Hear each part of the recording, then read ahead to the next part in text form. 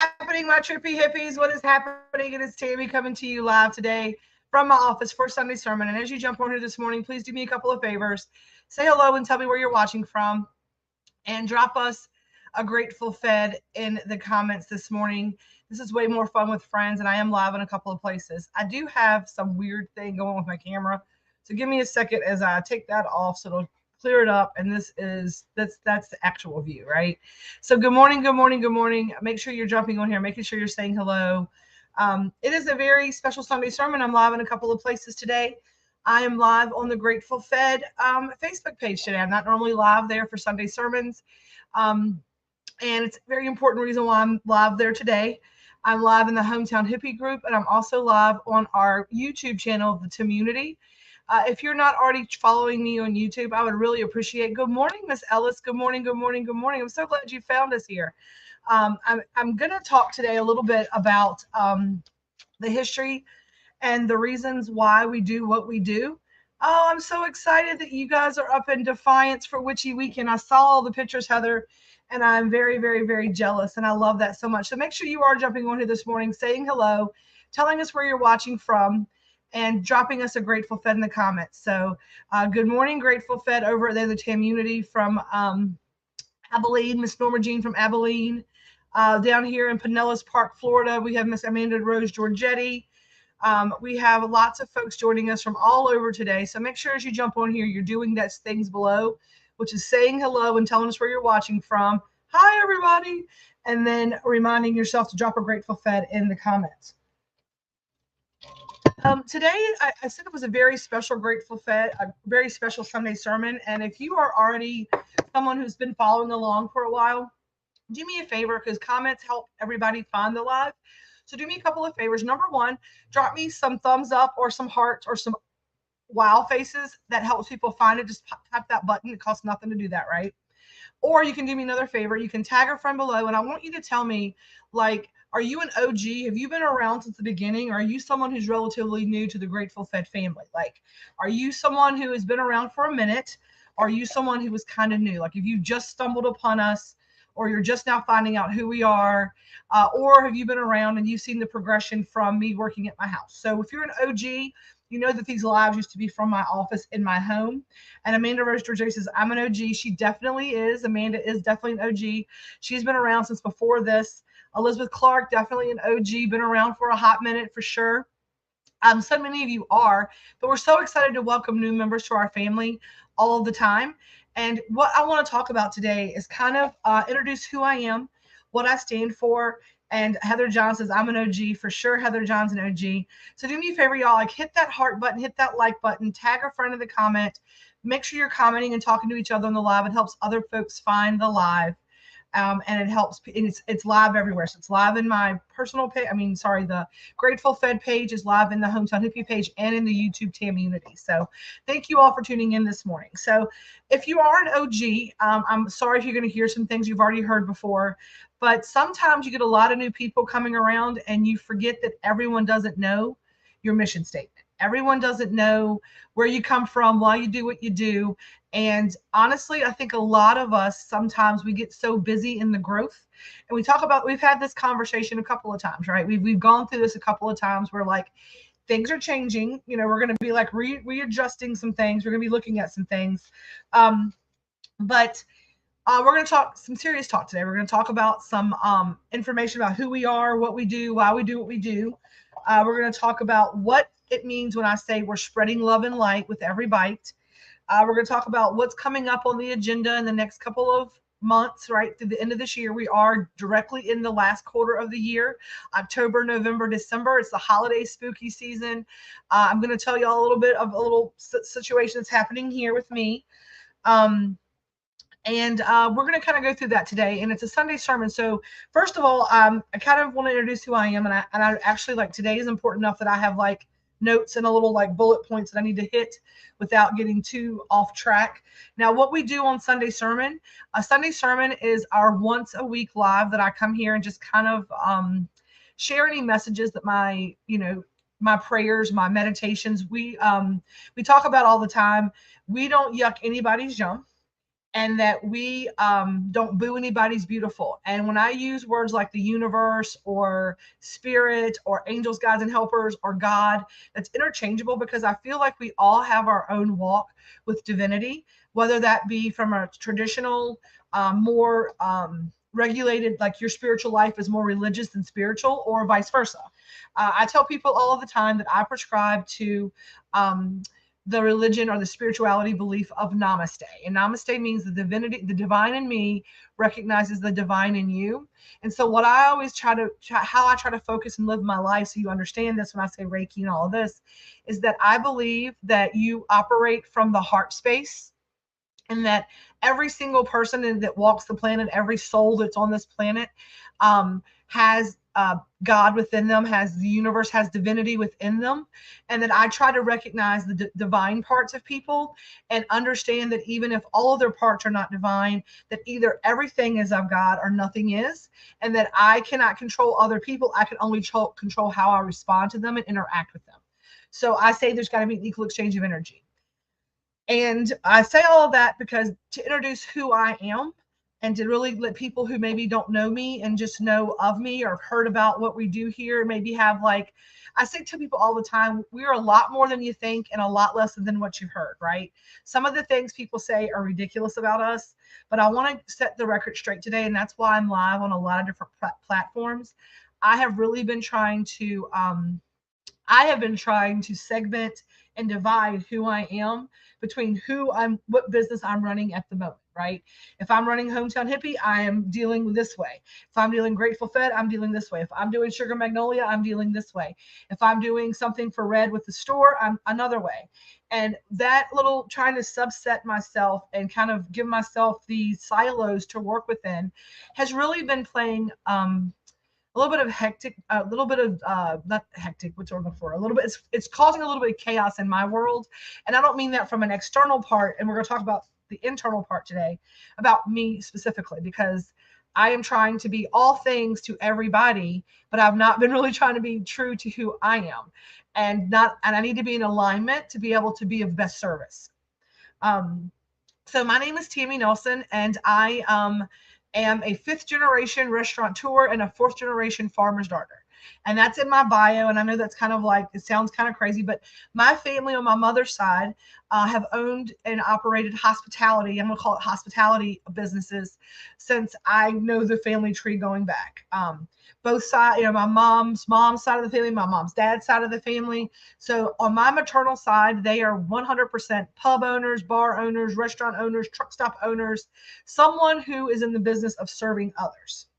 On my dad's side of the family, farmers, coal miners, sharecroppers, Appalachia, coming out of the mountains, all of the things. I grew up on a dairy farm in Cumberland County on River Road. My entire life, I grew up understanding from fishing and scaling fish to put them in a butter bowl to freeze in water to have fish in the wintertime, to every year we got our meat because we slaughtered a cow and we knew what the butcher was and how to raise the cow from a bottle and we would eat it, to exchanging pigs, a cow for a pig. Milk, I never had milk that was bought at a store until I graduated high school and went to college.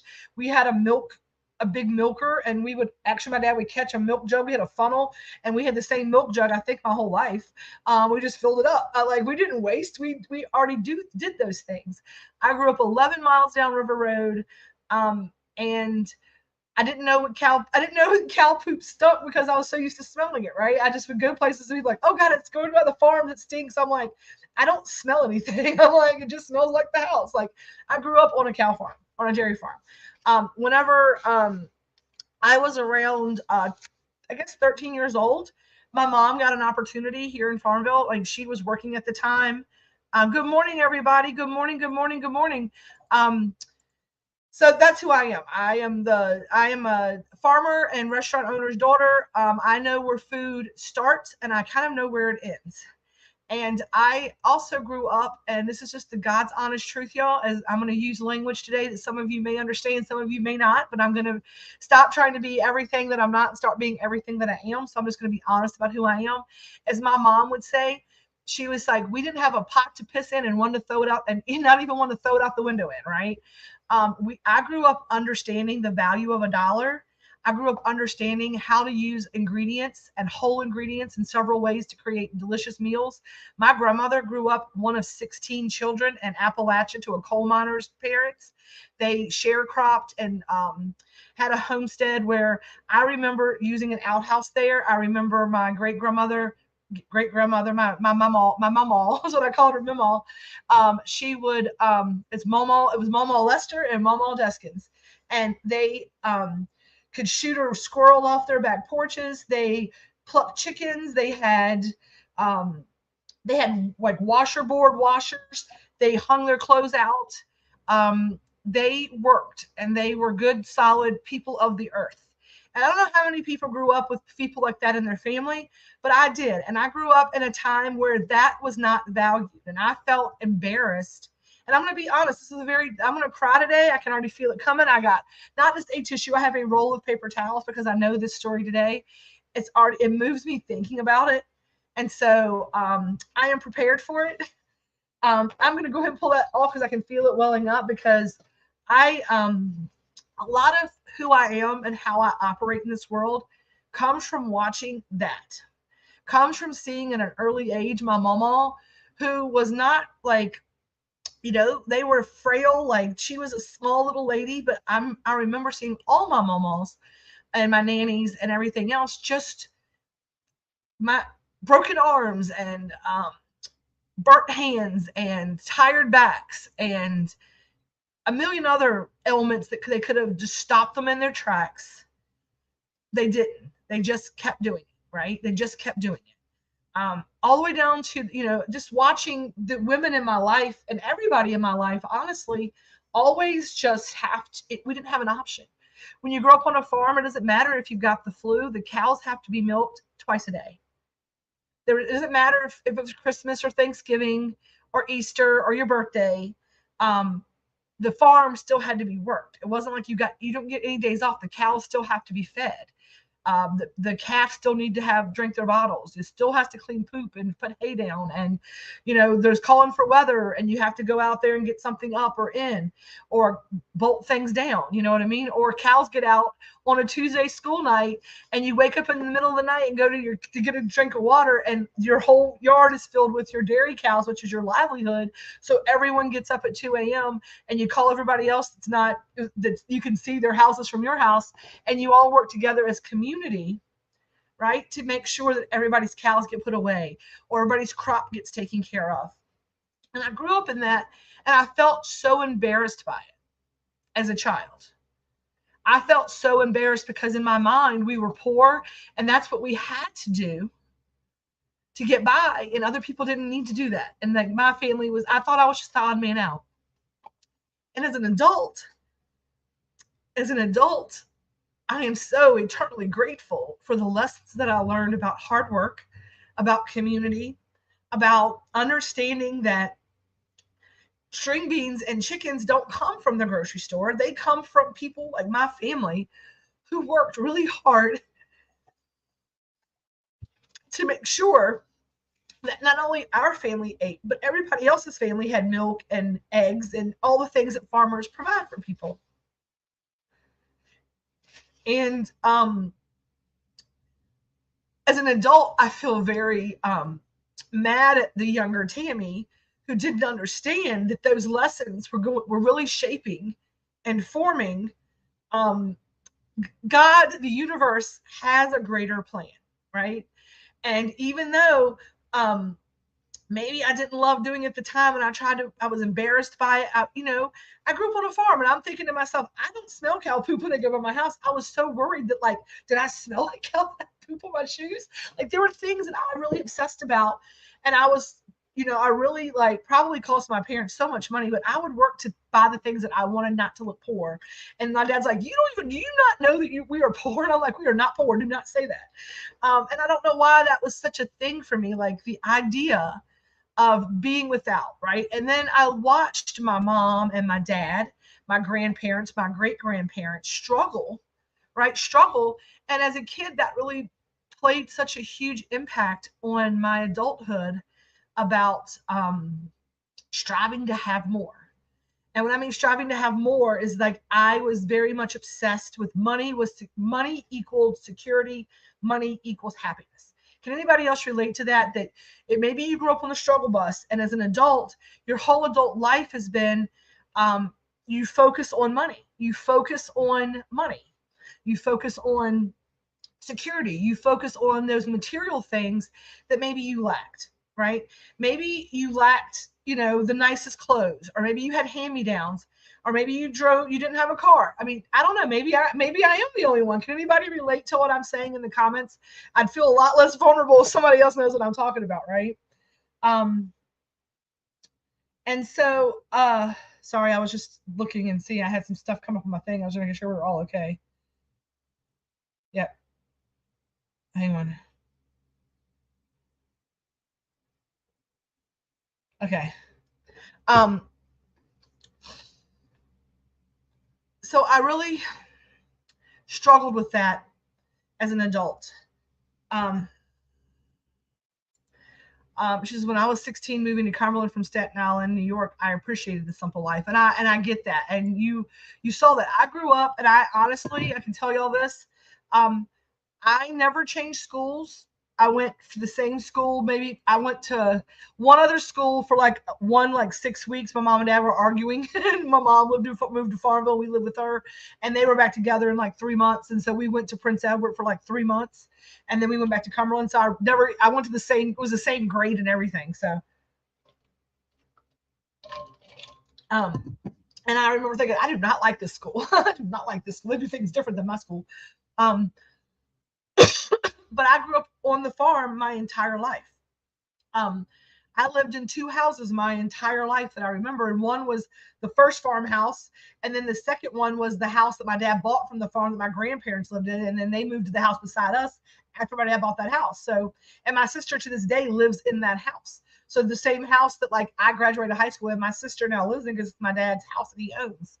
Uh, so I grew up very much right here with my family on the farm, and did not appreciate the community, did not appreciate the lessons that were being taught to me. And in my mind, I took those lessons, or those these little pieces of wisdom and the things that I was learning. I thought that was the worst thing ever, and I really did not get out of it. Like when I was in my teens and in my 20s, my message, or the thing that I thought that I learned from that whole life experience, was that I never wanted to be that. I never wanted to have that be what my existence, right? And Elizabeth says, I can relate. My family had a small farm in Cumberland up till I was 13. I used to think we were poor. Looking back now, I realized we weren't. We were definitely poor, but we were poor in money. And that's not the thing that matters, right? I think that's what Elizabeth was saying as well, right? Um, so when I was 14, like I said, the way that my mom got her very first business, right? My mom's mom, right? She owned restaurants, and I remember being a kid and being in my grandparents' restaurants, and we used to go to my great grandmother's house and we would play restaurant. I grew up playing it, right? I grew up being like the restaurant person, and I loved the food preparation side. Always my whole life, I learned from a very early age how to start cooking. And what I'm going to say in this whole message today is really about everyone looking inward, because we have I posted today of like, healing is taking the accountability for how much of the role you play in your suffering, right? And when I put that up today for the reason, because this story today is about that. It's about like how we utilize and how we take pieces and parts from our entire life and how they manifest themselves in our day-to-day being, how they manifest themselves, um, our karmic contract, our soul contracts, our karmic lessons follow us around forever. And it's really interesting to me to see them come full circle. I love this. She says, "You are not alone, my friend. What is delightful about this is the fact that you are aware, enlightened, and self-actualized enough to recognize these things and speak of them. I appreciate you, and I hope that y'all will follow along with this. Do me a favor. I'd like to get up to like 10 viewers today. So if y'all can do me a favor, tag a friend below, hit the thumbs up button. The more comments, the more people will be on here. I promise. That's how it works for Facebook. So I grew up playing that. I went away to college, and in college, my initial thought was, I'm going to go and I want to be a business person and I want to be in charge of everything. Because as a child, whenever you are dealing with things, I feel like I never felt like I had control of anything growing up. I felt like I could see a better way. I felt like I was like, I know better than this. I can do these things. But I never felt like I always wanted, and I always like I could see the way through it. Like, why don't y'all just do this, this, this, and this? And so when I went to college, I'm like, I'm going to be a business person. I'm going to be the CEO of the world because I can see how everything runs better than anybody else. Very much from ego, very much from ego. But thank you for y'all doing that for me. I'm sorry, I got off track. I got really flustered for a second here because I'm looking down and I got like just flustered. Sorry.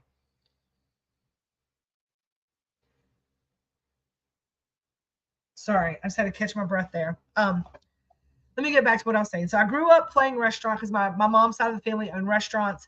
When I went away to college, I was determined to like do something with business because I felt like, and I'm gonna tell you about why I grew up in a restaurant and like the business reason, and I'm gonna tell you that now. So that's where I was. Sorry, my brain got discombobulated. Okay, so my great grandmother had a soda fountain and in Farmville called the Creamery. The Creamery was there. She had a little restaurant, little soda fountain lunch counter that she ran and cooked and fed everybody in the whole planet.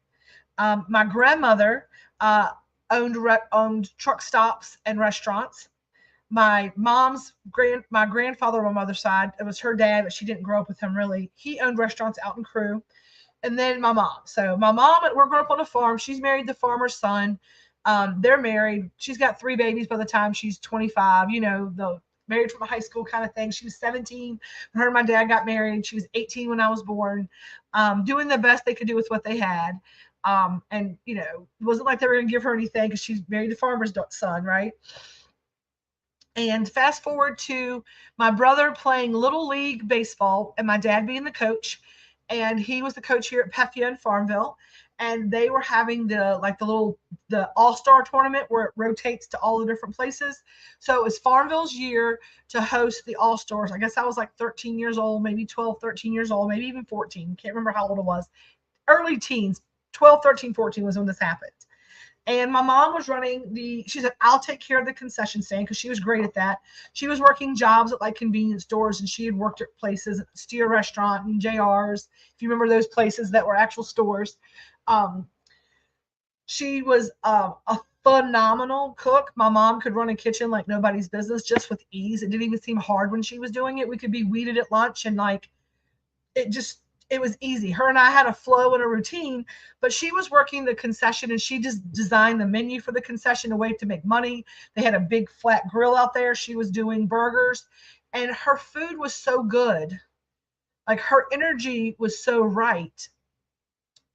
That at that all-star tournament, one of the other coaches from my, on the teams or whatever, actually said, hey, you've got talent. I've got money.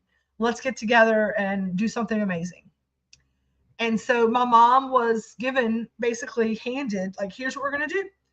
We're going to open a restaurant. And she found the location. And if you're from Farmville, you will know exactly where it's at. It is the original Fish and Pig building out in Hampton, Sydney. That's what I grew up in. That building has so many memories for me. It's so different now than what it was whenever I grew up there. But I guess I was about 13 because I took naps on the pool table in that back room. And my mom, Shelton Wright, owned the building and Bill Reed was her investor. It's the names of the guys that did it. And my mom started the first of 3 restaurants that we've owned. And when my mom got the Hitchin Post, I knew as soon as the building opened, like when we saw it, that that one day I was going to do that. Right? One day that I was going to be able to do that and to feed the community. And I watched my mom in that space really step into her power. And she had been went from living in her mother and her stepfather, who was very abusive. My grandfather was not a nice person. He's an awful person. He's passed away recently, and they said, "Don't speak ill of the dead." I'm like, I spoke ill of that mother when he was here, so whatever. I don't mean any harm. He was a tough guy. He was a really tough kind of guy. Rest his soul, right? I don't want to don't yuck anybody's yum, but he was tough. And then she went from that to living with my dad. And it was the first time I'd ever seen my mom not get walked all over. It was the first time my mom stood her ground that was right for her and her business. She loved that place. It was called the Hitchin Post. And during that time, my mom was diagnosed the first time with a small spot in her lung for lung cancer. And that was in the 1990. And she never told us. And she ran that restaurant and worked that restaurant going through chemo. Didn't tell any of us. She actually left my dad and left us with my dad and said, I'm not of any use to y'all. I'm running this business. It means more. She told me later in life that she did that because she was a good mama. And we were so dependent upon her to take care of everything for us that she did that, she said, because she thought she was dying and that she wanted to make sure that we were self-sufficient to be able to take care of ourselves. And if we were mad at her and we didn't like her, then losing her might not have been so hard. And she thought we were going to lose. Was going to lose us. Sorry. I didn't know that my mom was dealing with cancer and going through that for 2 years until I graduated college in 1996. And I was going through a desk of my dad's trying to find some paperwork to do my Stafford loan stuff for my loans. I had some stuff in there from my student loans. I was trying to take that, blah, blah, blah. And I find a letter that her best friend had written her, encouraging her and telling her that it was not the right thing to do, to like not mess with us and to like, you know, like, I'm here for you. And I'm so sad you're going through that. My mom would drive herself to the hospital. There was a hotel in walking distance to the hospital, and she could walk right to the hotel or drive herself to the hotel. And then she would schedule those early so she could take, like, she had to go do things. And then she would go to the hotel room because she would be so sick that she didn't want us to hear her throwing up. And so she would do all of that there and then drive home and go to work and do the things she had to do with work. And so we sold she sold the Hitchin Post, right, you know, she was had to get worse, so she took the money. She thought that we would need the money, so people were interested in the business because it was a thriving business, and she sold that business because she didn't think she was going to be around to run it. I was going away to college, and she'd have a little money for me to have in college and all these things, and she got better and everything worked out, and she's still here. But she gave that up because she was sick and she didn't think she was going to make it. And, you know, I was going to go be a business person to know how to do things better. And so making sure I had, you know, the money to do the things. Fast forward, she gets through it all. I do not get a business degree because it is boring and I don't like business stuff. Instead, I go to college and party my head off because head was not the right place. I was not as enlightened as she says. I was not as aware, enlightened, and self-actualized to realize anything other than that I wanted to just party my face off. I had some personal traumas that happened to me that I had to, like, we all have our things we pick up. I'm not going to go into that nightmare. And I am living in Richmond and working at a rental car company as the manager. And I'm very proud of myself. I'm only one of 2 female managers with the company in the entire United States. I'm the youngest female manager in the company in the whole youngest one period anywhere. Um, and living my best life, right? And my mom calls me and says, "Hey, the Steer restaurant is going out of business, and there's an opportunity for us to have this building and to transform it into something that we want. I can't do it without you. If you come home, let's be 50-50 on Julie's Cafe. You be the general manager. She said, I'm always going to have the last say as long as I'm breathing." And she said, "But I would like to do it with you." Because she says, I can do it with you. You let me run the kitchen. You will figure it out. But I want you to come home and let's do this together. This is what you always wanted, kind of thing. Because I've always wanted to own a business with my mom.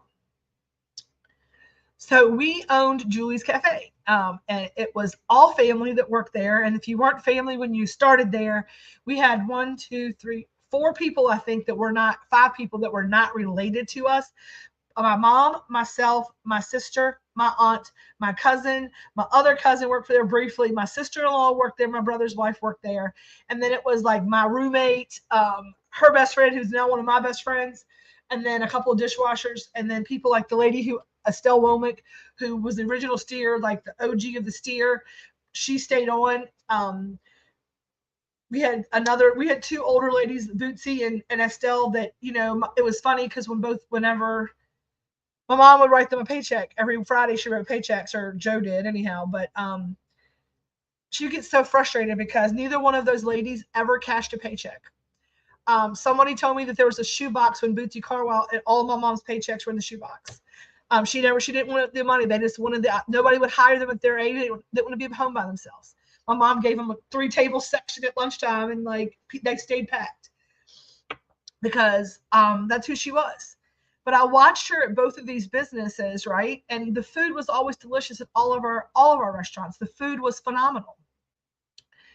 But what I saw, right? What I saw and what I recognized and what I really found was the thing that really was the heart mission, was the people that my mom would go and sit with and talk to, and I would really say minister to in her own way. My mom's energy was just like that. If you needed her, she was there. Nobody was ever hungry in her presence. And she's like, if you don't taste the love, you didn't do it right, right? Put a little extra salt, cook it the way they want it. Remember what they like to eat. Your customers take care of you, right? Your clients are the people who take care of you. And, I've started to recognize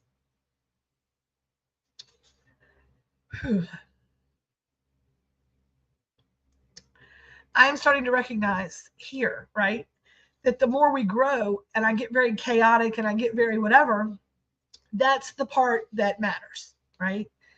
Why am I frustrated right now with my business? Is because I am so busy in the business and I want to get busier, don't get me wrong, but I have lost sight of the personal touch, the personal Tammy touch, right?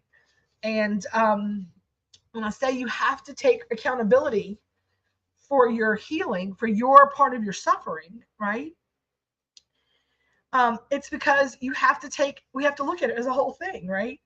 The mission, when I started this process, hang on, I'm going to check this because it's a weird number thing. And sometimes I need codes to get into stuff. No, okay. That's just letting me know my blood pressure pill is ready, which I probably need to go get.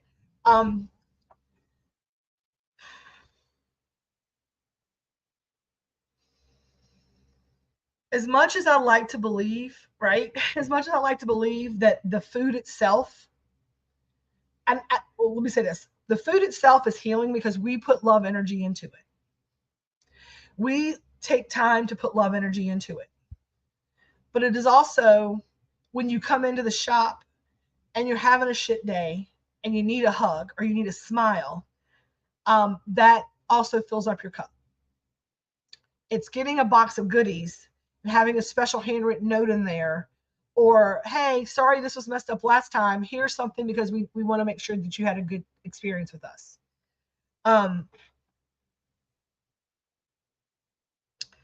Whenever we had Julie's Cafe, we ran that, my mom ran that in such a way that I feel like it was just a part of the community. There were people who ate with us 3 meals a day every time we were open. And they say that comparison is the thief of joy. And my joy has been stolen because I compared our successes and our look on what things looked like with what it looked like 20 years ago with my mom.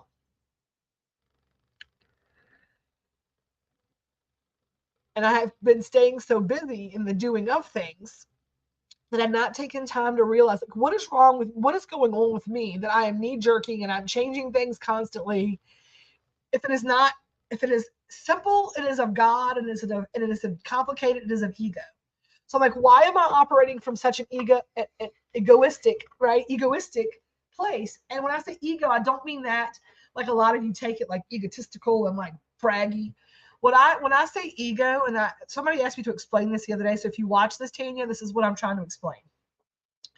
Ego is our self-created personality body that has been built and tried and true from all of our little traumas, right? When someone says, suck it up, you don't have anything, I'll give you something to cry about, that puts a little embedded on us. So ego teaches us, like, how do we have to suck it up and do we have to do regardless? And that's the programming that we have. It's our personalities.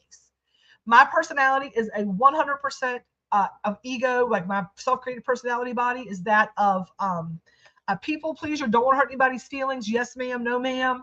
I get it done. Kind of that's the ego piece that kind of has trained me how to stay safe and secure in my bubble. Now, it serves us well. It keeps us safe. It keeps our heart from getting hurt, all of that, right? But when we work from ego, we work from that self-created personality body. We're working from a lower vibrational feeling of fear.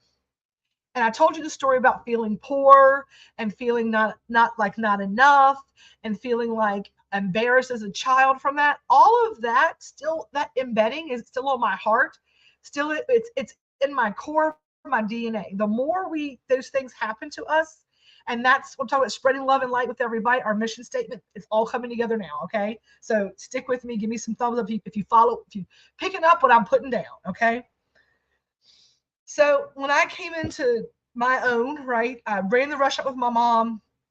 She, again, 9/11 happened. The world goes crazy. We decide, mom's like, I just can't do this anymore. It's just not, I wanted to make more money. I needed health insurance. I went and got a job doing like a more grown-up job. When we closed Julie's, I went to work like doing like at a hospital doing collections for my aunt for a second. I ended up right back in the restaurant. Mom's like, well, damn it, Tammy, like, I wanted you to go and do your thing. And I'm like, I have never been more truly filled up, right, than when I was serving others. Like when I was working the bar, when I was working the tables, when I was cooking food, when I was managing a restaurant, when I was doing catering for Charlie's or wherever I was doing it for, that's what I went into, right back into it, just working for other people. I made great money at it working for other people. I realized then, like, the owners don't make money. The people who work in it, they make the money because they get tips and things, right? I went right back into it for somebody else. I've never more filled up than when, and you know, it was interesting when I went to do it for somebody else, I could do the, like, I had time to like really put my heart into like the experience. So if I was waiting on your table, I would know everything about you before it was over with, and I'd be sending you love and light. So I went away to corporate after that. So then I met Red, fast forward to meeting Red, and he's a construction worker. I'm in bars and restaurants. At this point, I'm doing it for everybody else. My mom's like, hey, I was helping out at the high street. Ken needs our help. He's going to let me buy this from him, make him pay him rent and payments just to kind of get it out of the hole. I need you to come do it with me versus doing it for Charlie's. So at that point, I went to become the general manager and the front house manager of a high street diner, which my mom was buying and owned. And we had the upstairs and the downstairs, and I ran a bar. I met Red at that bar. It is now Taproot Tavern. And if you've ever been to Effingham's, that was our 50s style 24-hour diner we had. And that was the last time Mom and I worked together. It was not the same because we were different schedules. It was bigger than what we were. It was no heartfelt mission to that. Neither one of us loved that building. We didn't have any kind of like connection to that. But my mom met, there's still students there who loved my mom, who came and ate breakfast with her just to have a conversation with her, all the things. So when that was kind of going through its way, Mulligan's was coming in, the building needed some work. We didn't have the funds to do it. I had met a guy that I was probably going to marry. We were going to move in together. And he was, literally getting up for work as I was coming in from work. And it was very hard to have a relationship with someone who was a daytime person. And that's whenever I decided to like get off the train. My mom was like, I'm done with this. I'm too old for this. I'm like, I don't want to, I mean, it's very hard, especially with ABC licenses and all the liability. It just was more than what I wanted. And so I took a job 9 to 5. 15 years later, I'm still in it. I was an insurance adjuster with Travelers. Red and I raised his kids, raised Evan, got him off to the military, moved to Richmond. And I thought, I'll never serve another person. I'm so tired of like people needing me. And I went to corporate America. And I made more money than I ever made in my entire life. Like my taxes until I was in my 30s were like on paper were like 18,000, 25,000, 30,000. I don't think I ever made more than $30,000 in a year in my life until I went to work at corporate America. And my starting salary was like $40,000. And I was like, look at me, I am rich as hell. Look at me making $40,000 with full benefits, paid vacation, a pension, 401k, dental insurance. I'm getting my teeth cleaned for the first time since I was a kid and had Medicaid. What? Like I was like, this is awesome. All the things that I wanted I'm a business person. I'm doing all this. I'm dressing up for work. I got an office with a cubicle and 2 computer screens. I got a badge. I am set. I'm big stuff, right?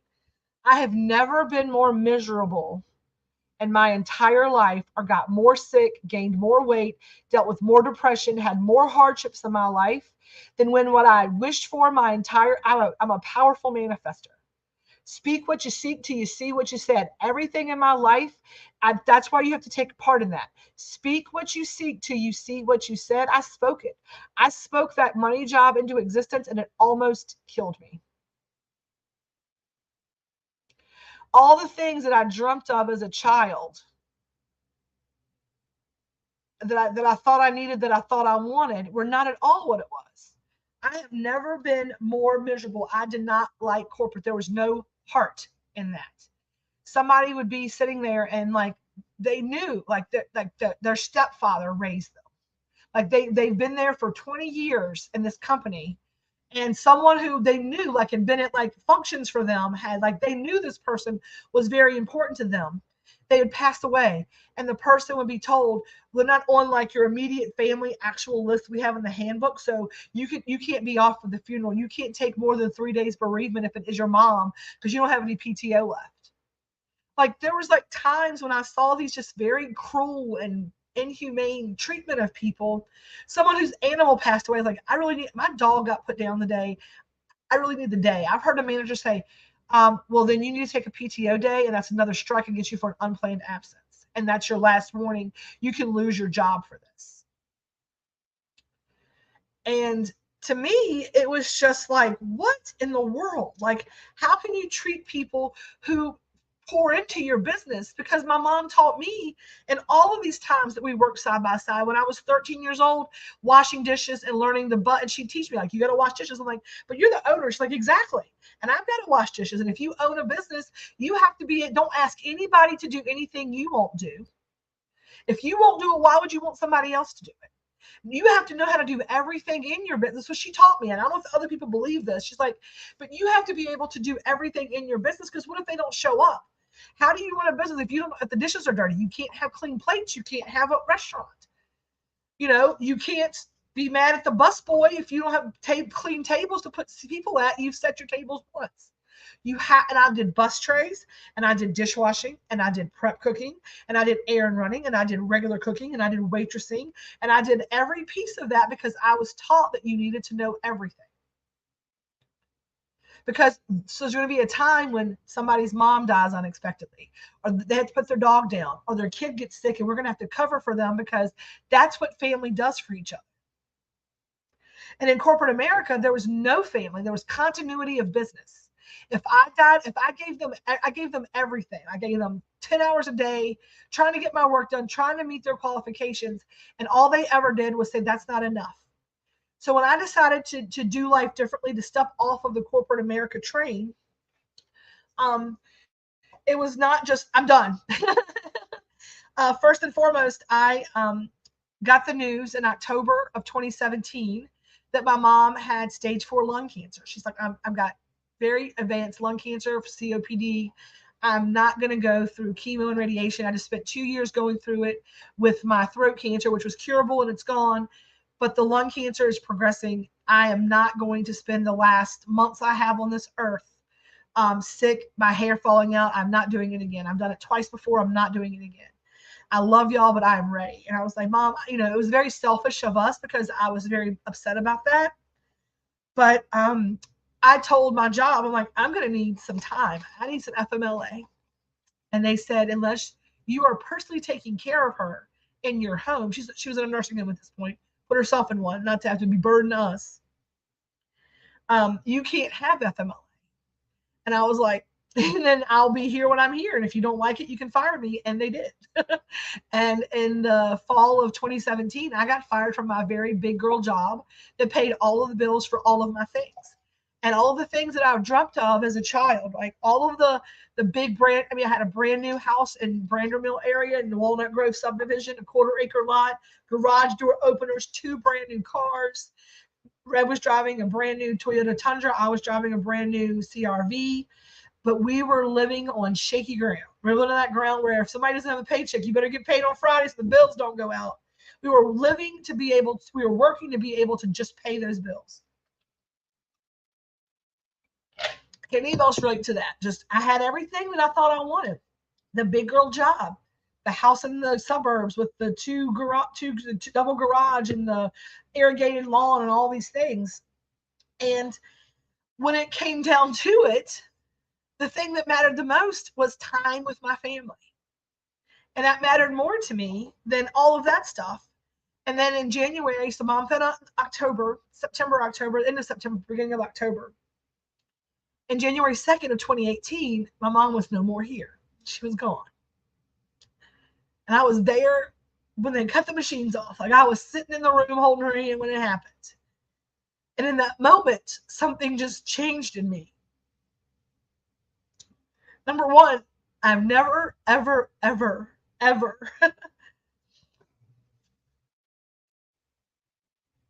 felt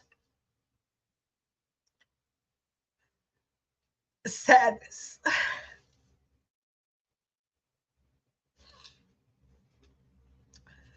Like I felt when her soul left that body, ever in my life. I still feel like I walk around on a daily basis with a large chunk missing from my heart, like just as a whole. And if you've ever lost a parent, you understand that. And I'm sorry, I did not mean to get this choked up.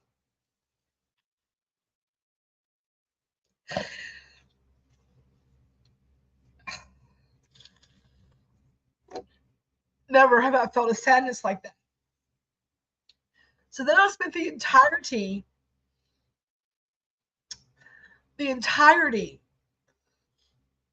of that year in what I believe at this point was one of those slow suicide attempts. Like just slowly tried to like eat myself, smoke myself, just be done. Just like I don't want to be here. She's not here. I don't have to live here on this planet without her. And it was the middle of 2019, July of 2019, that I was at the lowest I've ever been. I was the heaviest I've ever been. I was the most miserable I've ever been. I didn't think I was going to stay married to my husband. I was just a wreck. And there's nobody else but me. I was self-sabotaging my entire life I was sick all the time because I was taking no good care of myself. I was living in this grief depression that was going to, I was like, just do it. And I walked out of the bathroom one day and I really saw my belly before I saw my, like, minutes before the rest of me came through. And I went back in the bathroom and I had one of those like Captain Dan or Lieutenant Dan talking to Jesus on the Forrest Gump boat, right? Like, just take me, you know, and like, just take me. I'm like, I am worthless. I'm not worth the air it takes to push out a fart right now. I don't like me. Nobody else likes me. I don't have, I'm gonna lose everything. I have no money. I was the brokest I've ever been. Um, and then I swear to y'all, sorry.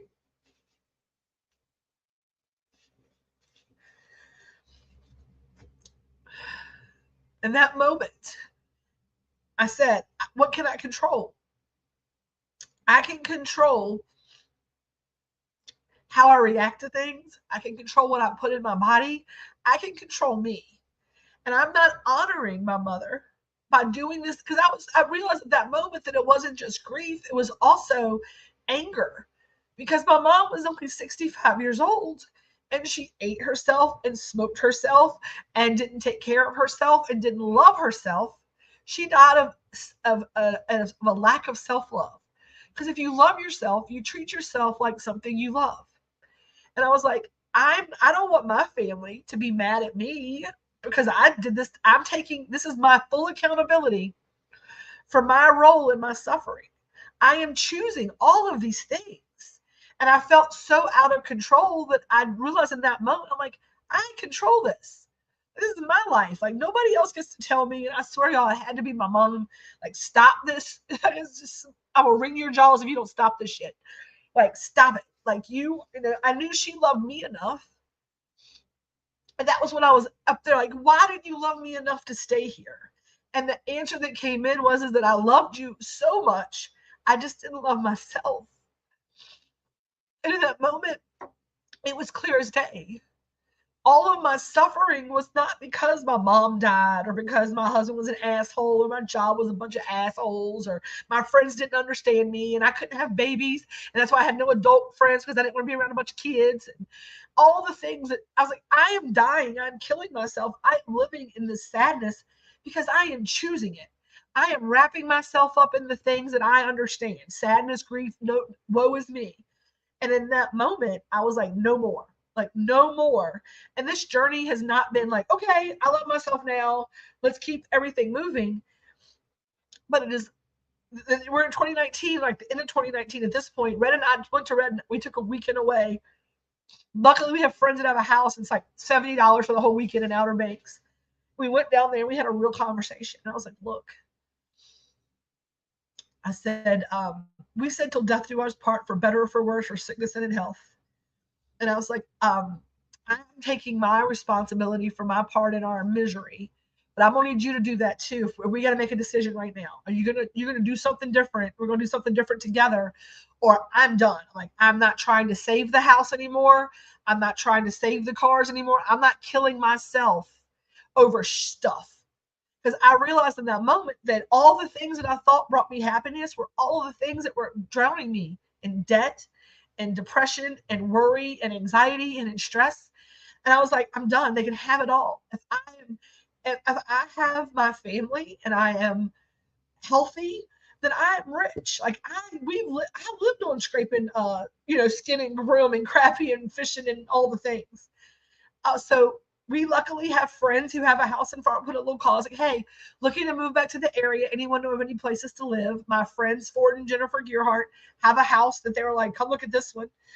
Instantly, I felt connected to the property. I felt like a ray of sunshine. I had to fill me up when I came back here. And I told Red, I was like, I can't do it anymore. I can't save everything. Like, the money is it's drowning me. It's drowning me. Good morning. So we filed bankruptcy. I lost all the things. All the things. Sorry. Okay, I'm getting my shit together. I hate to do this. Like, I did not know it was going to be like this much. I figured a few little tears, but I didn't know it was going to be like, I can't breathe crying. So we said, we scraped together quarters out of our junk because that's how broke we were at that point. I'd gotten a job. It was hard for me to go back to work after losing. We gotten so far behind, right? You couldn't dig out at that point. To keep something I didn't even like. I told her, I said, I've never, that house we had in Richmond was gorgeous. I mean, it was every single checkbox that I wanted, the beautiful yard, the everything, the mud rooms, everything's what I wanted. But I said, I hate it. I never even hung pictures on the wall. Like we didn't even we painted it, but we had it was the most, it looked like a model house without decoration. It was like I didn't unpack it. I didn't even unpack it really. And we lived there for 3 years. Sorry y'all. We lost it all.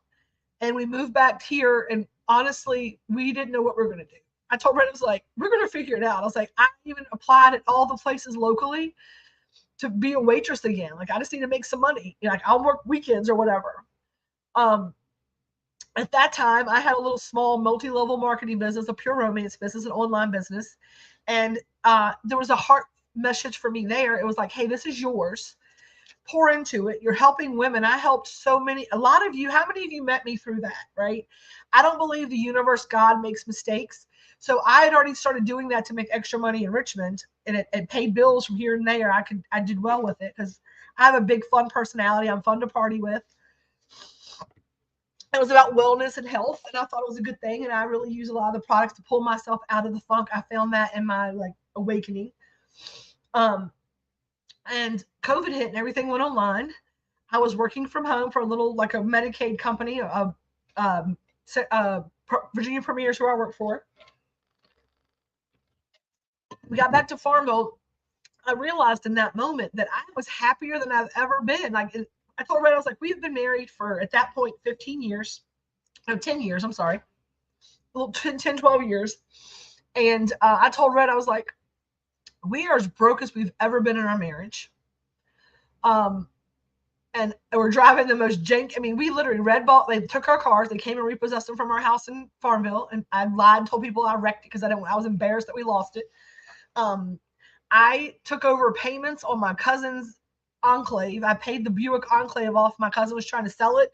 And I gave them the money they wanted over top of what was owed on it as a payment. And then I made their car payment. That's how I got a car, because I didn't have credit to go buy one. And I was like, if I can't pay cash for it, we worked it out. And then we saved money. And Red bought a $1,000 Jeep from our friend who sold us a $1,000 Jeep. He drove that until we could save enough money to be able to go put a down payment on a decent truck. I was like, you got to have heat, because the Jeep didn't even have heat, but we made it work. And all of those things from my childhood that I thought were embarrassing and that were awful and horrible and all the things, I realized that I was seeing it all wrong. I was seeing it all wrong all along, right? That your family, your community, our friend stood up. He could have gotten more money for that Jeep. He could have. It was a good running Jeep. It just, the heat didn't get warm enough for Red because Red's cold, right? My cousin could have sold that and made all that money right there at once instead of letting you make payments for it. But we needed a car. And she's like, you need a car more than I need this money right now.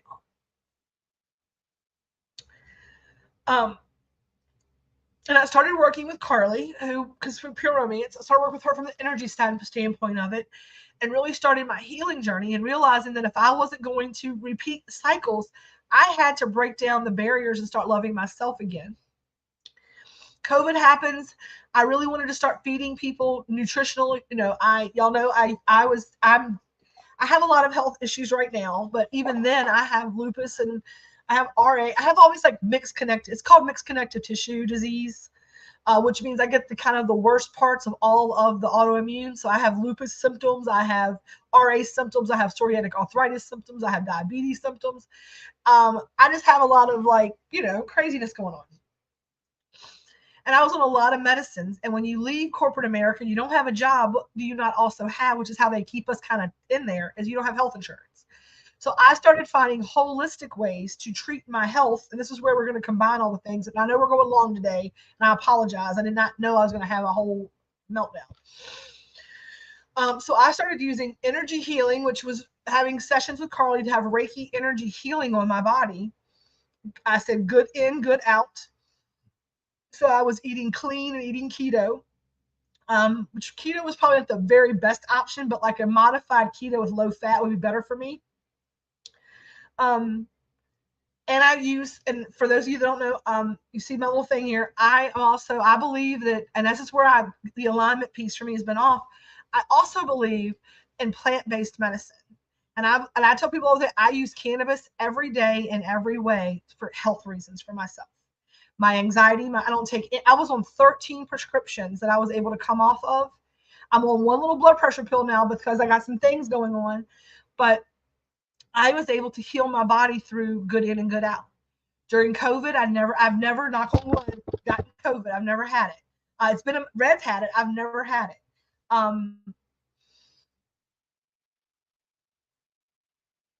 Because during COVID, I was watching on the news lines for food banks that were 16 miles long in California, 16 to 18 miles long in California. And then the next story was the same county that this other one was in. It was like the whole thing was like, and then also in this county, there's the farmers over here, and they were plowing under acres of vegetables because Applebee's was their buyer for their string beans. And because they weren't open, they didn't need the crop, and the farmers didn't want to waste them, so they were tilling under the crops. And this is how I said, this is to tell you how we got to where we are now. I was working on creating edible treats. Hello, Portuguese horse. To be able to cure myself and my friends and help them out with their needs, right? And for most of you that are OGs, you know we did it out of my house. And we've only been in this space for 1 year. It was 1 year, September 1st. And we are actually have never even cooked in this building a year ago. The very first thing that I ever made in this building was a birthday cake for Carly to take to our retreat at the Outer Banks at the end. We did it like the last week of October. So I made her birthday cake. That's the first thing that I made in this kitchen in these ovens. And that was October 24th, around that time. We're not going to go into politics. You can just go away. Somebody can help me get that person out. I don't get it. We don't talk about that here. I think any conflict in the world is awful and it hurts my heart, and we don't talk about those things. So that's what that is. I was doing that. And then I was making those treats. When I moved in here, my whole goal was to be able to do entire catering and the food truck, to be able to show people and help people to take the hard work out of homemade. I'm like, there's people that the reason that they would interview people and they did not know where people were growing dirt and doing gardens and stuff. And I was canning and doing all these things and procuring my food. And I was like, here's the thing. I was like, people were like, how do you know how to do that? Like, what is that? Like, that's delicious. How do you do that? And I was like, all those lessons I learned as a poor kid, I might save my family in the future. And I truly believe in the power of one. And I say that, and it's been my mission for a second, is because every single day on this planet, my heart wants to help the world. I watch things like, what's your opinion on Israel, right? I'll watch the news and see them getting invaded and people getting stolen. Then I see how much that sucks, the fear of that. And then I'll watch them go in and bomb Gaza, and people who are like, we're not Hamas, we're not Hezbollah. Why are you killing? And the people in this world are suffering so badly. And if I had a magic wand or the ability to like wiggle my nose like Samantha on Bewitched and change the entire world as one human being, I would do it. I would give up everything I have to be able to change the world, to make it work from the heart, to make people understand that every war is because somebody wants to be more right. And two things can be true. You can both have valid points and figure out a way of compromise. Right? And I don't have the ability. But what I do have the ability to do is go back to those roots and remember whenever we were as a community, when the cows were out at 2 o'clock in the morning, the farmer next door sent his hands and his family got up and helped us. Because it's about community. It changed one person at a time. My dad was kind to them, they were kind to us, and then they were paying it forward. Then somebody on the farm team would say, hey, let's go be kind to that person, let's go help these people, they need us. And communities did not fight and have infighting and worry, and there's no competition. We were the same type of farm, less than a mile from each other, and we needed more farms. There was enough abundance for everybody. Even in that time when farmers were like, there was Farm Aid and all these things happening, our community took care of itself. I remembered my mom, and I'm going to tell you all this. The very first person in Farmville was a hairdresser in Farmville. When in the 80s, we had the restaurant when AIDS came out. And y'all know that when that first happened, the world was not as enlightened and the world was not as kind as it is now. And I don't get into politics. I don't yuck anybody's yum. I don't want to, I'm not disputing that, not debating this. But I remember that people would like make this big scene about like, I'm not eating there if they ate there. Like, you're going to let them eat here. And I remember that my mom, and he, cut hair and stuff. My mom let him cut her hair. What if he cuts himself? She's like, I'll live. It's fine. I trust him. He's not, he's a human being. Stop treating him like a pariah. We don't, and I get it. We can get sick and die from this. But she's like, our days are numbered from the time we're born. My mom believed that. My mom believed that she could not control the day that she was going to leave this planet. She used to always say that to me. And she was like, so I'm going to do what I want to do. Like, I'm not going to stop living because of that. And my mom was like, you're going to serve him. You're going to treat him kind. Now, she was like, she'd sit with him. She'd hold his, he's like, you just don't know how much this means to me. I can't go anywhere. And my mom was like, well, you could always come here. There were kids who were at Hampton-Sydney who would come to my mom and tell her, all like, my parents don't understand this part about me. I'm at Hampton. Mom's like, you are loved. You are a valid human being. And I watched her heal so many. Let me fix you a plate of foods over some biscuits and gravy. Yeah, live each day as if it were your last. Yeah. And she used to tell us that all the time. Like, Mom, I was like, I can't do that. And she taught me this when she's like, go ask this for if your dad, or go ask this person, or go ask that. Like, I don't want to ask. They might say no. And she told me, she's like, Tammy, and she looked me dead in my face. She grabbed my face up. She's like, Tammy, if you are scared of the word no, then you will never, ever, ever hear yes. What the word? Then no. Right now you can't do it. And if you ask and they say no, nothing has changed. She made me so unafraid of the word no that I just ask. I'm like, can you do this? No. Okay. But all of those things, you can't change the world, right? You can't change the world as one human being. But I was like, how did my mom do it?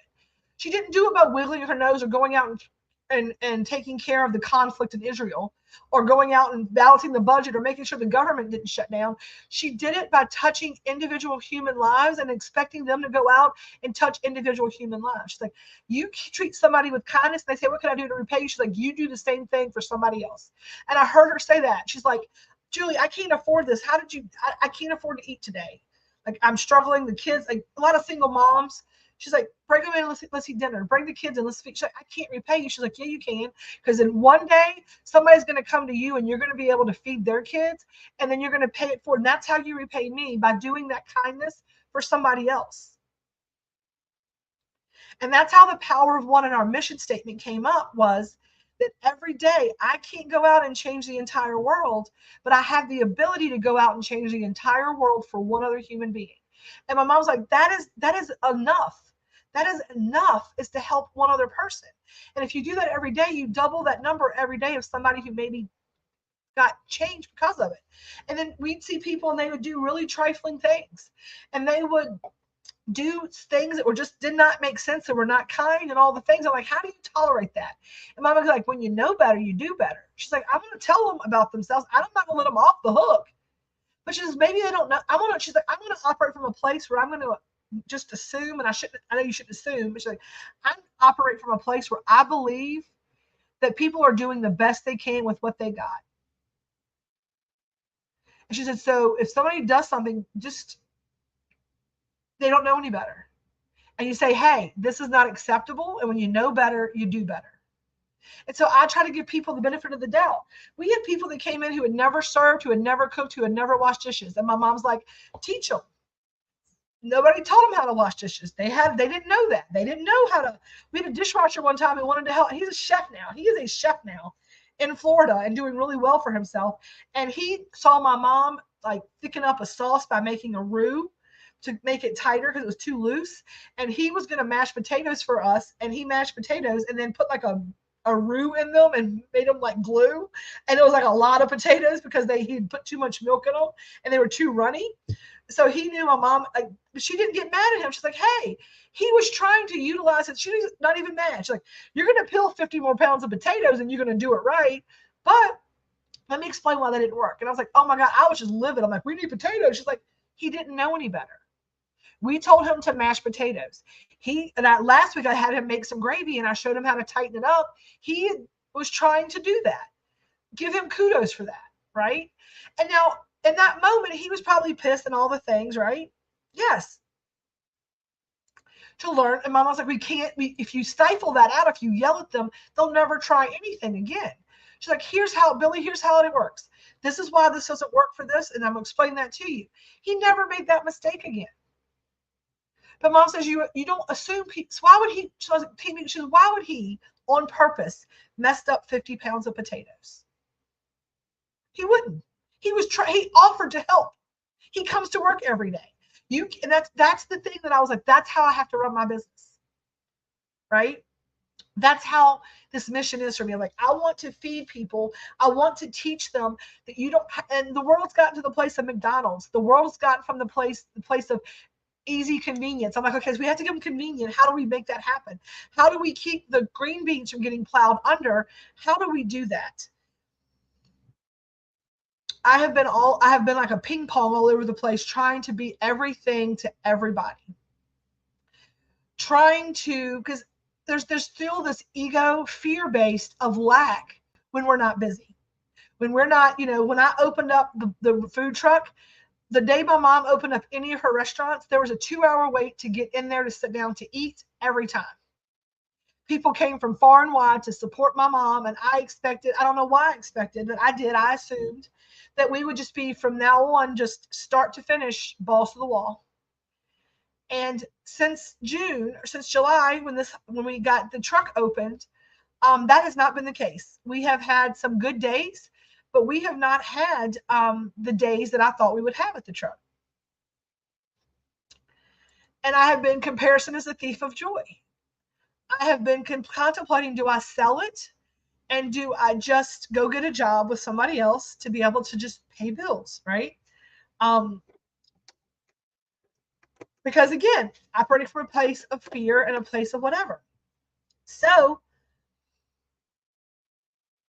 we're here today, and I have 3 businesses. I run the plant-based medicine healing business, Home Therapy Elevated Edibles. If you didn't know, we do consultations with folks, and we help them, and we make sure we give them treats that help with their healing progress. That's what these Sunday sermons kind of arose out of.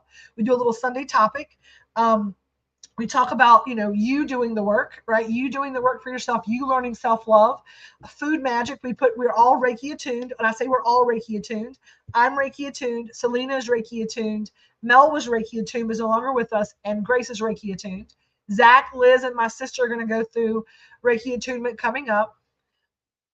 But I believed when this business started, I was like, my mom healed people through food magic. She knew that sitting down with people over a plate of food would be able to help them kind of gain, it was fuel for your body, help them gain some clarity and make sure your business, it is still growing every day. And I know that. But we're going to get back to some basics, okay? My goal has always been to provide a good home-cooked, heart-centered meal for my client base. So right now, what we're doing, we are all Reiki attuned. So we do Reiki here. If you would like to take the class, yes, Dragonfly Alchemy with Carly O'Connor. She is a hands-on Reiki and a distance Reiki practitioner.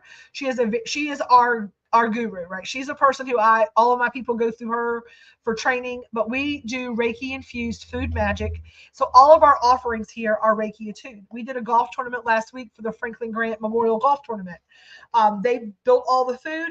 I packed every box and sent Reiki energy into every box to send out abundance for everybody there, to send out safety, to send out, I'm not sure who this is. It's showing Facebook user, but I can definitely get that for you.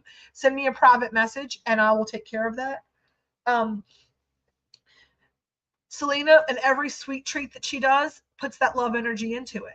Every birthday cake, every advent calendar treat, every boo bag, every wedding cake, everything that we do, there's Reiki energy in it. we are getting into a season where I have tried to people please everybody. And what I'm going to say is this. I got you, Tanya. What I'm going to say is this. We have grown, we have grown, we have grown. But the whole mission, and I'm going to stop trying to be something I'm not. We have the truck, and that's the thing that I need support on. So if you have people that need to eat lunch, all the things, I need you to send them to the truck to eat. We're going to be open brunch. We have 11 till around 4 o'clock every day, Tuesday through. We have a couple of events, but we're going to talk tomorrow. There's going to be a set schedule, all the things. We have our bakery and our edible treat business, which is running as per usual. Place your orders, get your things in. We got you. We work with all local organic growers, so all of our growers have come in. We do all of their trim work for them. As a courtesy, they allow us to have the trim to make our tinctures, butters, oils, so that we have our plant-based medicine and our Reiki tools. And then we rake, and and Selena will tell you, like, they take time. Every batch has got some attunements in it. Everything we make, the new batches, as the new stuff is phenomenal. If you'd seen like a wavering in our percentages, we were at the bottom of our last year's crop. We believe that it may have lost some potency, and we apologize if you've not been getting the same medicinal results that you were before. We have in a new crop that is phenomenal. Everything is 19 and above, and which makes your treats super medicated for you like you like. And we are really putting together a phenomenal elevated advent calendar box to help you get through December. And I will be live. I think I'm going to do something different this year, and I think that I'm going to go live. I may go live on YouTube every day where I won't get kicked off of Facebook because it constantly does that. So if you've not followed us on YouTube on the TAMunity, please do that. But in this grief and in this healing, I started working with Carly, like I said, and I'm a level 2 Reiki healer, but I have been in the business of trying to get things done. And the last couple of weeks, when I have felt the most at peace, is when we took the time to take the breath and to put the Reiki into everything we do. That is the ingredient that nobody can replicate. That is the thing that I said. I was like trying to be everything to everyone.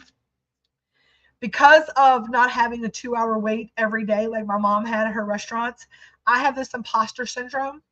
Like I was like, oh, I can do this. It's all the good things. I've got this. And then comparison is the thief of joy, right? And the fact that we offer, I mean, honestly, some of the best prices, some of the best food, and some days we have 3 customers, it absolutely gets inside my head and it affects my ego like a son of a gun. It makes me knee jerk. It makes me try to change things. It makes me try to go into that fear-based place where ego is going. You've got to do something. You got to do something. You got to do something. They're going to cut the lights out. How do you got to pay everybody? You got to do this. You got to do that. You got to do this. You got to do that. I've been giving people hours. I don't need to give people hours for. And it's not that. It's not that I don't want to give them hours. I can't afford to. I've been doing all the things, right? But God, the universe, source, whatever you want to use, always shows us the way. Always provides. I was all upset this week because we've been super slow on the, our edible side, our food truck side, our mom meals. We didn't do, but like maybe we had 2 meals last Tuesday or 4 meals last Tuesday and like 8 or 9 last Wednesday. And we were doing 50 at a time. And I'm like, what did we do wrong? What's wrong with us? What did we go wrong? Why is nobody out? And Friday I went home early because I didn't feel well, and I'll tell you about that in a second. I know we're super long today. I'm sorry. Thank you for sticking it out.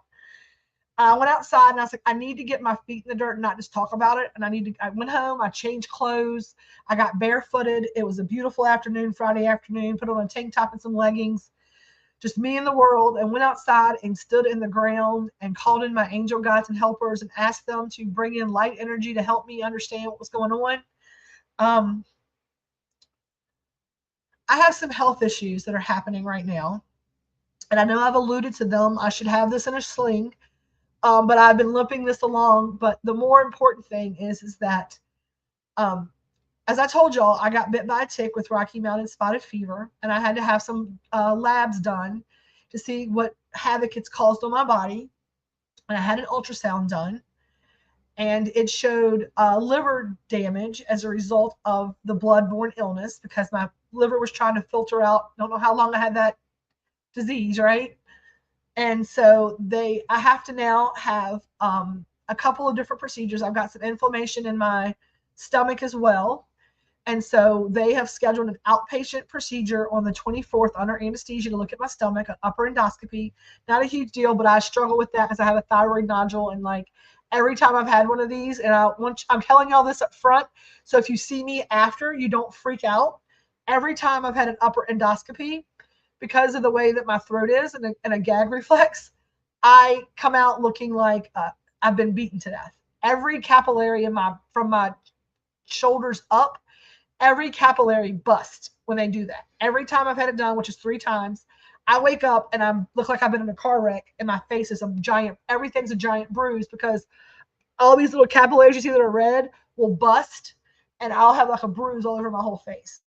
I look awful after those, so don't be alarmed. I'm okay. And then I'm waiting for this special test at UVA for my liver to see if I have liver damage that require me to go on the transplant list.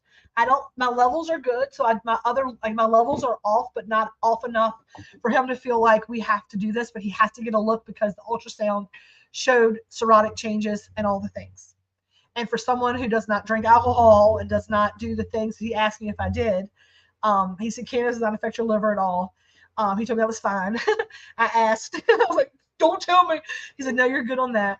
But he says the inflammation and the tenderness is because I've got some weird like soft tissue inflammation all on the top right quadrant. And we have to get a look to make sure there's nothing else going on in my stomach. So with that being said, I am going to announce today, and I'm sorry if this is we'll be doing refunds at the end of this week. The money is in a spot. I got to move it around to get it out to y'all. We are going to have to cancel our harvest dinner. That is the 27th of this month. It's killing me to have to do that. But we're going to pivot, and we're going to do some fun stuff here at the food truck that's more affordable for everybody. And we can still raise money to bless families for Thanksgiving. That whole weekend, the 27th and the 28th, we are going to be doing some fun stuff here with this Brunswick stew. So come out, and you can bring a non-perishable food item to get a free cup of soup while you're here. And then if you'd like to purchase some stew to take with you, we'll have stew for you to take home. And the money from the stew will go to the proceeds to help feed people in Farmville for the holidays. But as I was outside Friday, really just trying to call in that light energy to help heal myself, because it's upsetting to me. I was like, I'm not in a place where this can happen right now. Like, this is not, and I know that God is like, Tammy, you make plans, and I'm going to laugh at you because I can, right? And you have to let go and let God. And this is a way that you don't have an option. Because if you don't let go and let God, God's going to smack your hands with a ruler, and you're not going to have a choice because you're going to have nothing to hold on to. So as I went outside on Friday and I stood in the grass, I got done, and something said, look down. I don't know why. I was just look down. And I looked down, and I could see my feet prints. And I stepped off, and I saw my 2 footprints. And then I started seeing all the like vegetation, like the grass and the clover and the little things underneath my feet that I had squished down with my feet. And I moved, and they all started to rebound, right? And I watched it.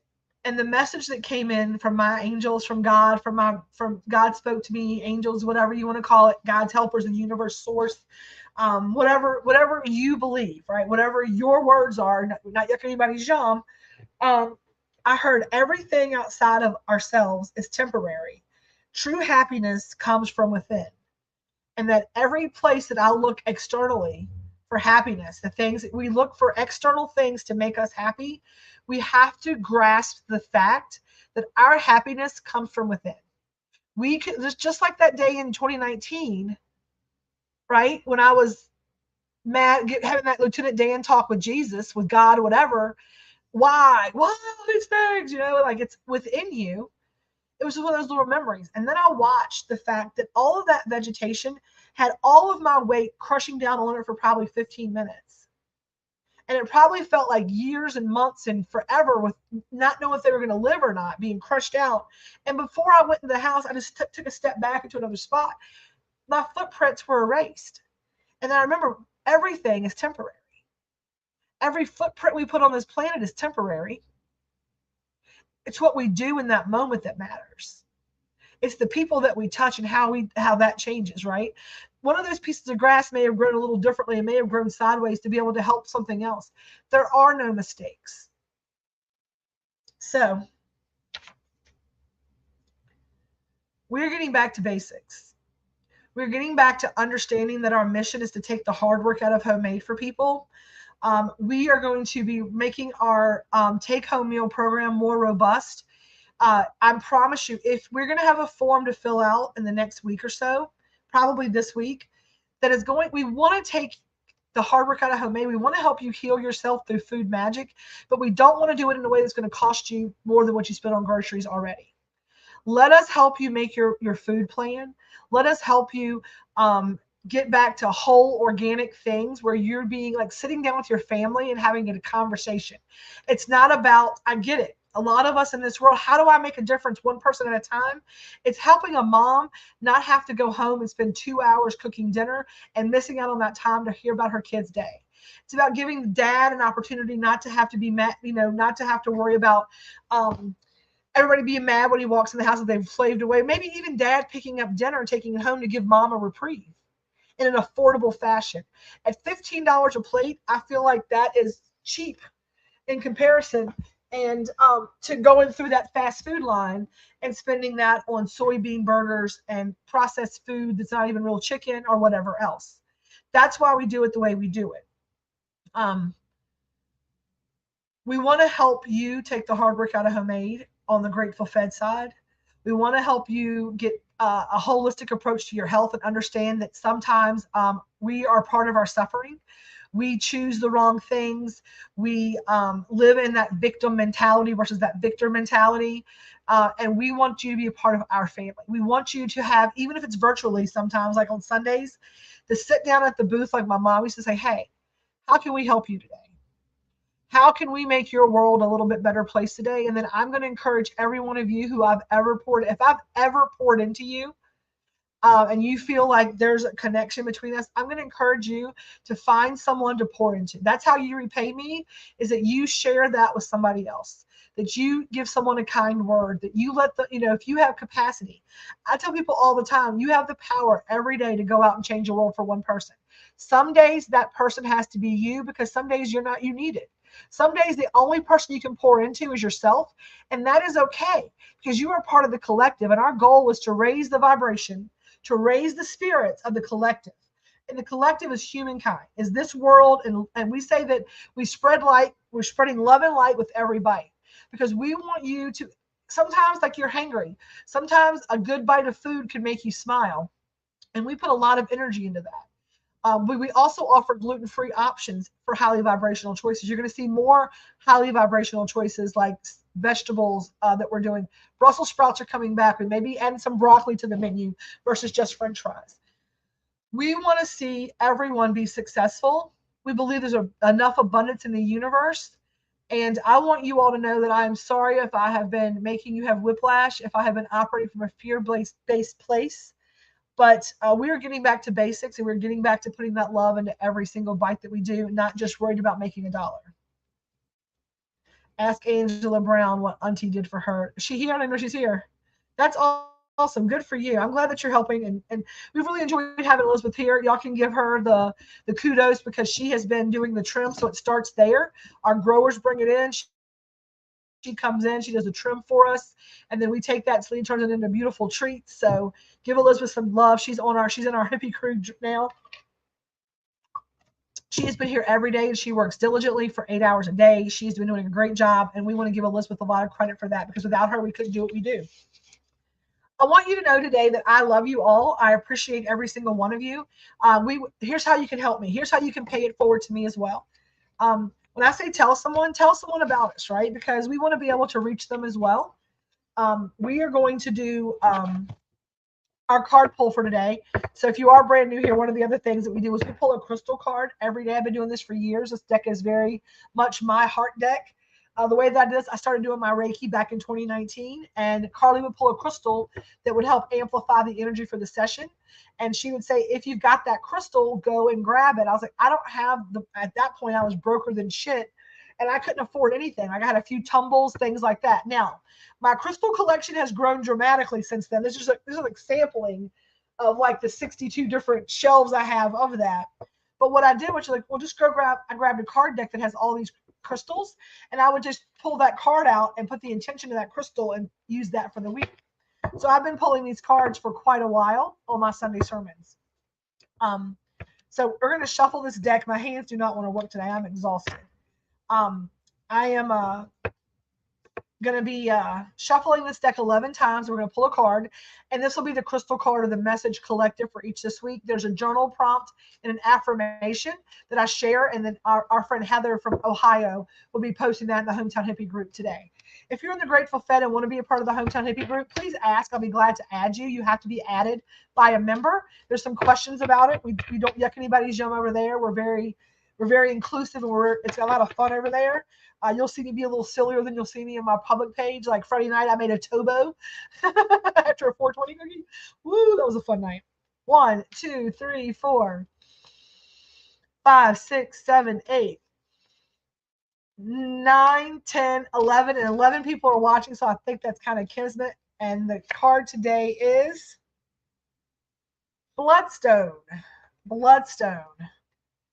Ooh, get up and get moving. Our card today is Bloodstone. Get up and get moving. So our message today is this, right?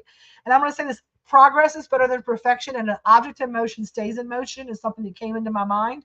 So we're going to see what this has to say about that, okay? Bloodstone. Let's see. All right. Movement is momentum. It is a life force, crucial to maintaining a healthy mind, body, and soul. In addition to just feeling better, when we are physically active, our mind is clearer, our mood is brighter, and our spirit is energized.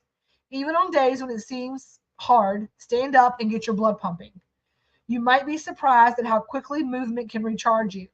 Set specific goals and to better serve the needs of your physical body and stay motivated to achieve them. Once you take the first step, kinetic energy will kick in and soon you'll be off and running. It's about keeping your body in motion. An object at rest stays at rest. A body at motion stays at motion. So somebody out there, I feel like today is suffering with a little bit of something and they just have no motivation to move forward. I'm going to encourage you to get up today. Even if you just stand today and do a big stretch and a big yawn and walk around the house a couple of times, don't just sit there. I will say this. I have been really physically challenged between the shoulder and some of these other things. Like every step last night when I got done with that catering job, when I got home, I took a shower. And I was like, get in your chair. I'm like, if I stop, I'm not going to move again. And I literally took a hot shower last night. That's why my hair's pulled up today. I took a hot shower last night. Put on a fresh, clean moo nightgown, got in my chair and covered up with the Afghan. And then the next time I tried to move, everything was so stiff. I was like, I live here now. And I told her, I was like, it's funny because once I'm going, I'm good. But once I sit down, I'm done. And this card is very much like that. So I said it gives you your core questions, and these are ways that you can journal. Okay, journaling is a really good way to get through some of the things you're dealing with. If you talk about what I came through and since 2019, I have like 12 journals in that bag, and Selena just gave me a new one, and it is my personal journal. And I started writing in that the other day after this meditation, and some of the stuff from today's message came from that journal. So the journaling is imperative. So these are things, if you struggle with journaling, every Sunday we give you some questions to answer. So the questions to ask your journal and to answer in your journal: number one, where does movement and activity place in my list of in your list of priorities, right? Write that down. Like, where are you seeing your priorities with movement? What is getting in the way of being active? And that's where you start getting to the core of why you're not doing it, right? I don't go to the gym, and it's not because, oh, the gym sucks, I don't like it. It's because I'm self-conscious about my body and don't feel comfortable exercising in people who may judge me.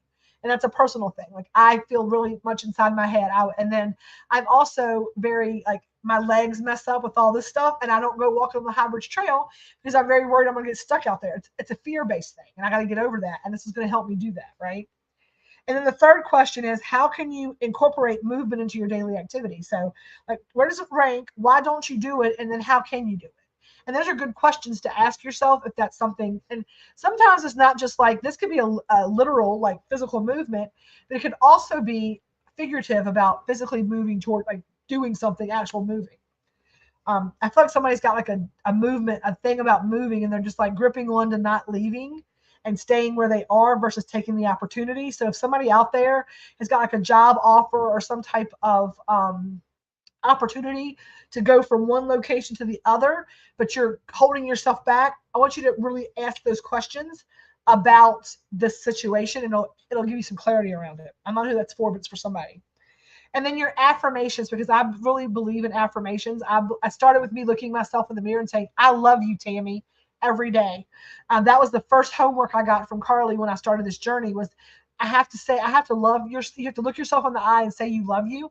And until you can do that and mean it, you're not healed yet, right? And I still struggle some days. So affirm, joyous movement energizes me. Today, do one thing that gets your blood pumping. Joyous movement energizes me.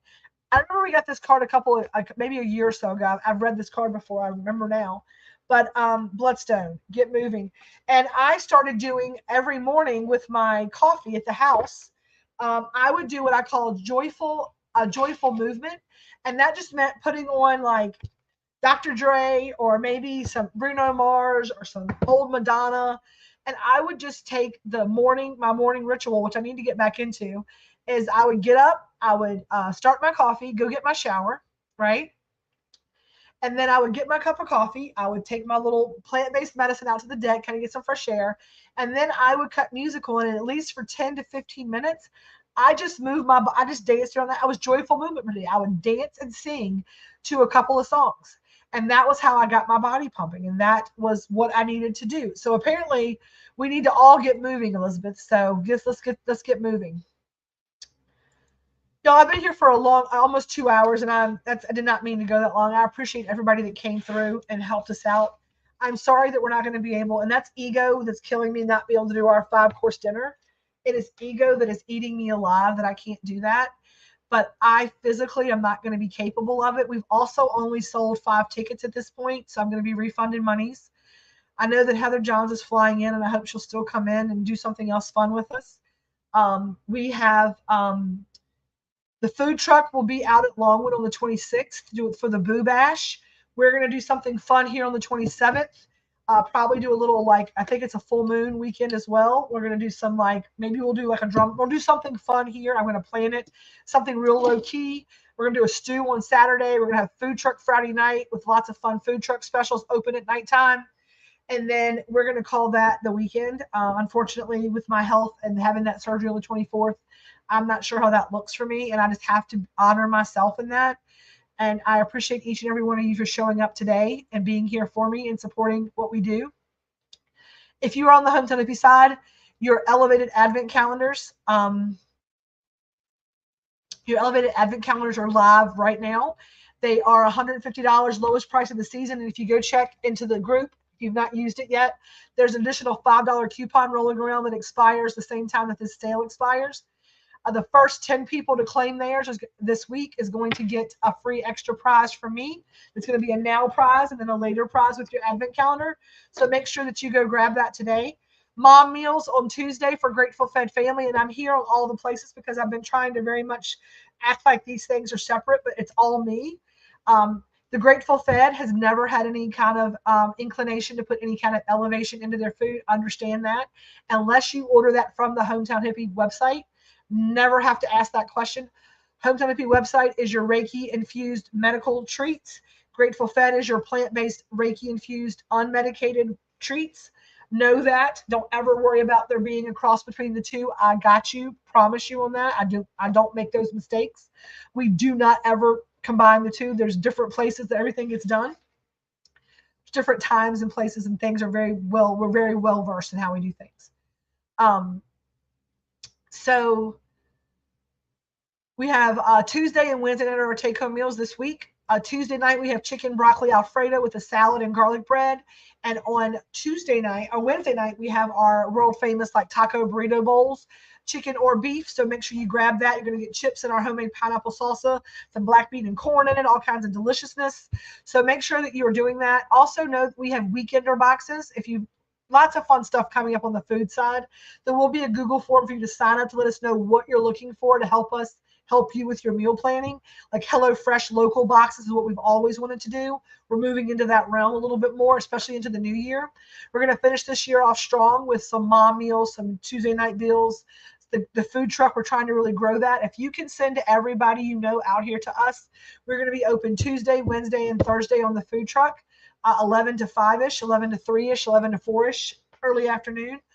I'm going to be talking to Liz, our food truck manager, about getting some dinner hours and figuring out how that looks for everybody. We're trying to get people trained up. But until we get everybody Reiki attuned, we just can't mess up the recipes. So we need our Grateful Fed family. I'm asking you for the power of one. Mama got bills to pay, and I'm not trying to get inside my head, but I do need to send people over here to us. It would help out a lot. Just word of mouth has been my way of advertising. And because I don't have dollars and cents right now to put into commercials and stuff like that. But if you can just tell a friend, that's all I need you to do. Just the power of one, like spread the message to one other person, encourage them to come to us. I love each and every one of you. I appreciate each and every one of you. Thank you for letting me cry on you this morning. If you are struggling, if you are not feeling full right now and you can't pour into anybody else, spend the next little bit pouring into yourself, loving yourself, knowing that you are valid and you are worth it. I know that I am. My head just doesn't always listen to my heart all the times. And I'm going to get back into flow. I tell people all the time that I'm as authentic as my food. And that's why I come and I share this. This is like my video journal sometimes. And sometimes people are like, you shouldn't do that. People need to know all your business. And I'm like, you know what? Me trying to change who I am to suit other people is when I fail. So I'm going to be me from now on. The good, the bad, the ugly, you can like it or you cannot. You can choose to exchange energy or not. But I'm no longer going to be concerned about living my true, authentic self. My goal is to make real food for real people, real healthy if we can get it, and give you the most locally sourced ingredients we can find. Sometimes we can't find it locally. But we want to give you the best meal possible for the best price possible with the best smile possible. I appreciate you. I love you. And till next time, as we always end these lives, I'm going to take this off. We're going to take this off. We're going to thank you for watching.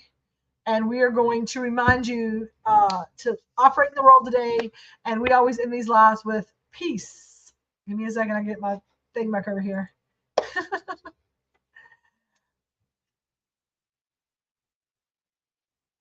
I'm very close to my wall hangings. Yes, I'm like the wall to the window to the walls. I had to do that for me because it's been real deep today. But as we always end these lives, don't forget, y'all, go out in the world today with a little peace, a little love, and a little feast. And as always, stay elevated. I love each and every one of you. Don't forget, you choose it. If you stop reading your book and you start writing your book at the worst chapter, you're going to miss a really good ending. And we're going to write the next chapter of our book in a very high-spirited way. All my health's going to be fine. All of y'all are going to be fine. And the world's going to be fine. So speak what you think till you see what you said. Go out today and live your most authentic, true self. I love each and every one of you. Peace.